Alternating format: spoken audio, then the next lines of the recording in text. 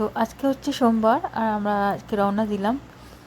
তো বলেছিলাম যে যাব কোথায় তোমাদেরকে দেখাবো, শেয়ার করব তোমাদের সাথে সব কিছু। তো আমাদের যাওয়ার কথা ছিল রাশিহাটিয়া ধরে বর্ধমান থেকে যেহেতু আমাদের গাড়ি রিজার্ভেশন করা আছে, তো ওটা লেট করছে। তো তার জন্য আমরা তার আগে একটা সাঁইথিয়া লোকাল পেয়েছি, সেই লোকালটাতে চেপে গেছি, লেডিসে চেপেছি। বাট কত ভিড়, পুরো জেন্টসরাও ঢুকে গেছে লেডিসে। এখন আর লেডিস আর জেন্টস বলে কিছু নেই, যে যেখানে পাচ্ছে ঢুকে যাচ্ছে। আর আমাদের এত লাগেজ, নিচে বড় বড় ট্রলিগুলো ওখানে দাঁড় করানো, উপরে কিছু লাগেজ দাঁড় করানো। তো পুরো গরমে ঘামতে ঘামতে এসে পৌঁছালাম বর্ধমানে। আর এই যে যে ট্রেনটায় এলাম, সেই ট্রেনটা এখানটায়, আমি ভাবলাম বোধহয় এখানে থেকে স্টপ ইয়ার্ডে চলে যাবে, বাট না, এটা আবার ঘুরে নাকি রামপুরহাট যাবে। কত রাতে রামপুরহাট পৌঁছাবে কী জানি বাবা। তো বর্ধমানে এসে, আর এইটা 5 আর 6 নম্বর প্ল্যাটফর্ম, এখানে এসে আমরা বসেছি।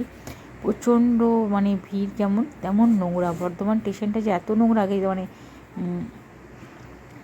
অতবার আগে এসেছি, এত নোংরা আগে কোনোদিন কিন্তু দেখিনি। প্রচণ্ড নোংরা। আর ট্রেনটাতে রীতিমতো লোক চাপছে।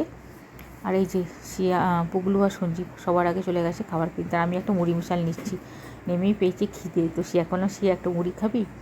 তো মুড়ি দাদাকে বললাম একটু ভালো করে মাখুন, তো বেশি করে লঙ্কা টঙ্কা দিয়ে, আচারের তেল টেল দিয়ে। এই স্টেশনে বসে থাকি বা ট্রেনে কোথাও জার্নি করি, একটা মুড়ি মিশাল না খেলে না মনে হয় যেন মনটাই ভরে না। সামনে স্ক্যাটার রয়েছে। সঞ্জীব আর পুগলু যে কোথায় গেল কি জানি, আমি আর সেখানে বসে আছি। তো একটা মুড়ি নিলাম, দুজন মিলে একটু বসে বসে করে চিবাই।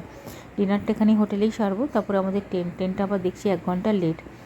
এবার লেট তো এবার পিছাতেই থাকবে, কতক্ষণে আসে জানি না।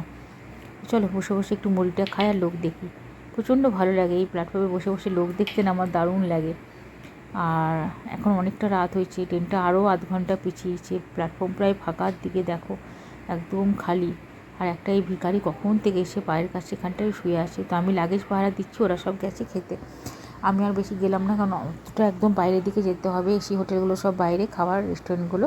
তো ওরা খাবে, আর আমি বললাম তোরা যা খাবি আমার জন্য খাবারটা প্যাক করে নিয়ে আসবি। তো যাই হোক, এখানে একটা লাস্ট লোকাল দাঁড়িয়েছে, সেটা নাকি হাওড়া যাবে। ভালোই লাগছে, কিছু লোক চাপছে নামছে, কেউ দৌড়াচ্ছে, কেউ বসে আছে। ট্রেনটা বেশ খালি খালি, কিন্তু যা যে হারে লোক আসছে তাতে করে মনে হচ্ছে ট্রেনটা বেশ ভিড় হবে।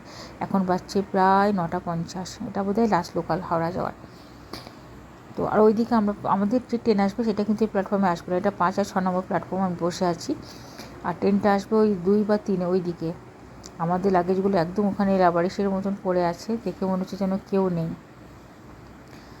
তো আমি এদিকে বসে বসে পাহারা দিচ্ছি লাগেজগুলো, যেহেতু ওরা সবাই মিলে গেছে খেতে, সো আমি সেই জন্য এখানে বসে আছি। তো ওরা আসুক, আমার খাবারটা নিয়ে আসবে। আমি তো শুধু অপেক্ষা করছি ট্রেনে উঠে একটু জীবনটা পাবো। প্রচণ্ড গরমও করছে, হাওয়াটা তো গায়েই লাগছে না। তো চলো, আমাদের কিন্তু ট্রেন অ্যানাউন্স হয়ে গেছে, 2 নম্বরে ঢুকছে। তো এই যে এই লাগেজ নিয়ে নামানা হুড়োহুড়ি করে এতক্ষণ ফ্লাইওভারের উপরে দাঁড়িয়েছিলাম যে কোনটাতে দেয়। বলতে বলতে এই যে আমাদের ট্রেন ঢুকে গেছে। আমাদের B2-তে B4-এ আমাদের রিজার্ভেশন আছে। তো চলো, এত লাগেজ এই গুনে গুনে চাপানো, ঢোকা বার করা। আর এই এসির এই দরজাগুলো বিরক্ত লাগে, ঠেলে দাঁড়াও, আবার বন্ধ হয়ে যায়, আবার করো। আর এখন অনেকটা রাত, সবাই কিন্তু ঘুমাচ্ছে, নিজেও বেশ অন্ধকার। আমাদের লাগেজ টানতে টানতে ভিতরে ঢোকাচ্ছি, বড় বড় লাগেজগুলো সব আমাদের সাথে রয়েছে, টানতে টানতে ঢোকাচ্ছি। সবাই দেখো ঘুমাচ্ছে, ছোট্ট ছোট্ট বাল্বগুলো জ্বলছে। এই যে এটা আমাদের সিট, এদিকের এরা আবার দেখছি উঠে বসে আছে, কেউ বসে আছে, কেউ করছে। প্রচুর লোক চাপলো এখানে। আমাদের 2টো মিডিল, একটা আপার একটা লোয়ার পেয়েছি। তো 2 টায়ার এসিটা পাইনি, একটা ট্রেনও তো খালি পাইনি। আমার আবার 3 টায়ার এসিটা খুব একটা ভালো লাগে না, কারণ কেমন যেন লাগে। তো সাগরকে দিয়েছি একদম উপরের যে আপারটা, সেটাতে সাগর বসে যে আমি ওটাতে চলে যাই। আমি তো একদম লোয়ারে থাকবো। এই যে আমার বেড অলরেডি রেডি। ব্ল্যাঙ্কেট পুগলুকে বললাম ব্ল্যাঙ্কেটটা আমি পেতে দিই, তো না, ও নিজেই পাতবে। আর না, এই এসির এগুলো দেখছি খুব নোংরা, যে ইয়েগুলো দিয়েছে বেডগুলো, প্রচণ্ড নোংরা বেড কভারগুলো। তো সঞ্জীব একবার অলরেডি যে আমাদের এসি কোচ অ্যাটেন্ডেন্স আছে তাকে একবার বললো যে আমাদের 2টো বেড কভার চেঞ্জ করে দিন। বেশ নোংরা। এই যে বাপ বেটা মিলে দেখো উপরে ওদের বেড রেডি করছে, আমি তাড়াতাড়ি সমানে ভিডিও করে যাচ্ছি। তা আমার কিন্তু বিছানা রেডি হয়ে গেছে, আমি শোবার ঘুমাবো, প্রচণ্ড ঘুম পেয়েছে, পুরো চোখ লাল হয়ে গেছে। আবার সকালবেলায় উঠে আবার করতে হবে। তো চলো আমি এই যে এদিকে শুয়ে পড়ি, ওই পাশেও লোকগুলো দেখি সব শোবার জন্য সব রেডি হচ্ছে। বেশ ঠান্ডা কিন্তু আমাদের বগিটা না, প্রচণ্ড ঠান্ডা। আমি ভাবলাম চাদর লাগবে না, কিন্তু পায়ের ওপর চাদরটাকে চাপিয়ে রেখেছি, যদি ঠান্ডা লাগে তাহলে চাদরটা নেওয়া যাবে। খুব ঠান্ডা লাগছে। তো চলো আবার ঘুমাই, দেখা হচ্ছে সকালবেলায়। একদম সকাল সকাল উঠে তোমাদের সাথে আবার দেখা হচ্ছে। Good night. তো আবার সকাল হয়ে গেছে, রাত্রিবেলায় ঘুমটা কিন্তু বেশ ভালোই হয়েছে। তো এখন বেশ ভোর হয়েছে, কিন্তু আর রোদটাও কিন্তু ঠিকরে পড়ছে। তো আমরা এসে লাগেজ নিয়ে এখানে দাঁড়িয়ে গেছি, কিন্তু এখন বাজছে প্রায় 6:30। আমাদের যে স্টেশনটা সেটা ঢুকছে। তো সঞ্জীব আমাদেরকে হটবুড়ি এত তাড়াতাড়ি উঠালো, তাড়াতাড়ি ওঠো। আমরা লাগেজ নিয়ে তাড়াতাড়ি করে একদম বাইরে বেরিয়ে এলাম। চুলটা যে ঠিক করবো সেটারও একটা পাইনি। আর এদিকে গ্রামের পরিবেশ তো দেখো কী সুন্দর, চতুর্দিকে সবুজ ধান ক্ষেত, কোথাও জল জমে আছে। সবথেকে ভালো লাগে এই সাইডে এলে আমের বাগান দেখতে দেখতে না একদম মনটা ভরে যায়, কত আমের বাগান। আর গাড়িটা যাচ্ছে দেখুন কেমন টেরে বেঁকে, আমি একদম সাইডে দাঁড়িয়ে ভিডিওগুলো করছি। এখানে গ্রামের পর গ্রাম, কি সুন্দর লাগছে না, পুরো খড়ের পালই করা রয়েছে। আর এইখানে জল। আমি তো শুধু আম গাছগুলো দেখছি, আমাদের দিকে কিন্তু এবছর আম হয়নি, কিন্তু এদিকে দেখছি প্রত্যেকটা আম বাগানে কী আম হয়েছে। আমি ভাবলাম আমাদের এই পাশে বোধহয় আম কম হবে, কিন্তু না, বেশ ভালো। ট্রেনটা এখানে নাকি যেহেতু ছোট্ট স্টেশন, ট্রেনটা জাস্ট নামলাম, ট্রেনটা ছেড়ে দিল, খুব হড়বড়িয়ে নামলাম, ট্রেন চলে গেছে। আর ওই যে সাগর আর সঞ্জীবকে দেখো আগে লাগেজ নিয়ে হেঁটে চললো।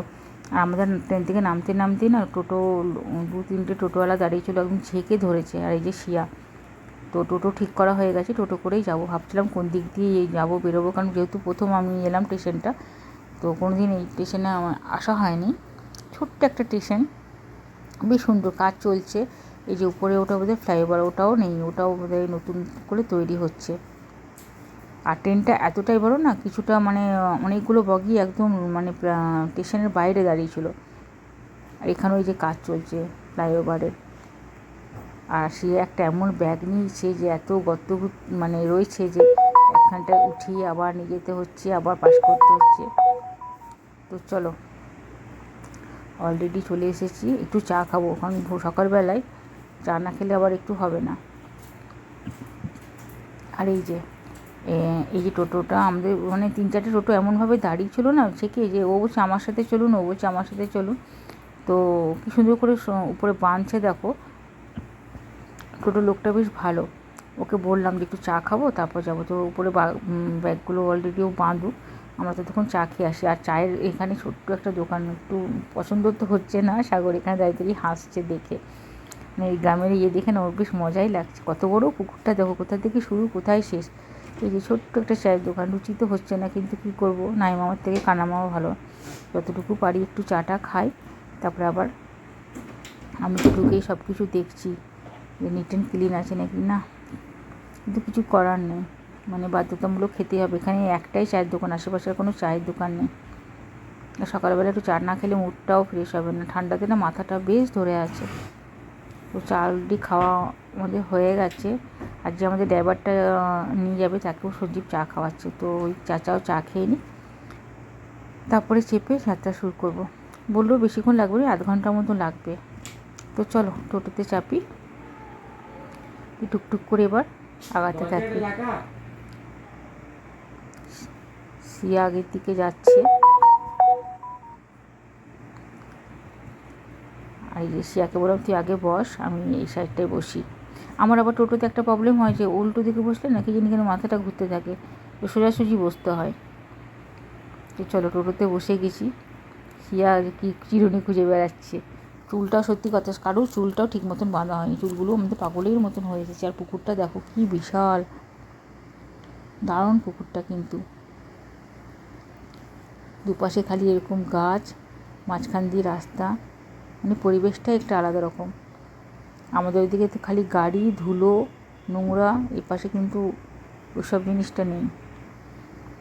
রাস্তা একটু মানে ইয়ে আছে, আর এদিকে আম গাছগুলো দেখো, খালি আমের বাগান, একটু পরপর আমের বাগান, একটু পরপর আমের বাগান। আমি তো আমের বাগানগুলো দেখছি আর এত মন জুড়ে যাচ্ছে, মনে হচ্ছে এখানে যদি থাকতাম এই সময়টাই আমের বাগানেই বোধহয় ঘুরে বেড়াতাম। আম খুব একটা আমার পছন্দ না, আম খাই না, কিন্তু আমের বাগান দেখলে বা আম গাছে ঝুলতে দেখলে প্রচণ্ড ভালো লাগে। আর এই আম গাছগুলো না পুরো লিচুর মতন, মানে থোক থোক থোক থোক হয়ে লিচু মানে যেমন লিচু ঝোলে সেরকমভাবে আম ঝুলছে, চতুর্দিকে খালি সবুজ আর সবুজ। আর দূরে ছোটো ছোটো ছোটো ছোটো গ্রাম। শিয়ারও ঘুমে চোখ ঢুলছে, রাতে ভালো করে কারুর ট্রেনে ঘুম হয়নি, কারণ আতঙ্কে ছিলাম ভোরবেলাতে আবার নামতে হবে, পেরিয়ে গেলে আবার বিহার পৌঁছে যাব, কারণ ট্রেনটা যেহেতু বিহারের ছিল। তো আমরা ওই আতঙ্কে আমার তো একদমই রাতে ভালো করে ঘুম হয়নি, অনেকবার ঘুম ভেঙেছে। তো বাড়িতে গিয়ে স্নান টান করে একদম ঘুমাবো। আর এদিকে রোদটা দেখো কী সুন্দর ঠিকরে পড়ছে ভোরবেলায়, তো বেশ ভালো লাগছে, ঠান্ডা ঠান্ডা হাওয়া দিচ্ছে। চলো তাহলে আজকে ভিডিওটা এখানেই শেষ করি, দেখা হচ্ছে আবার নেক্সট ভিডিওতে।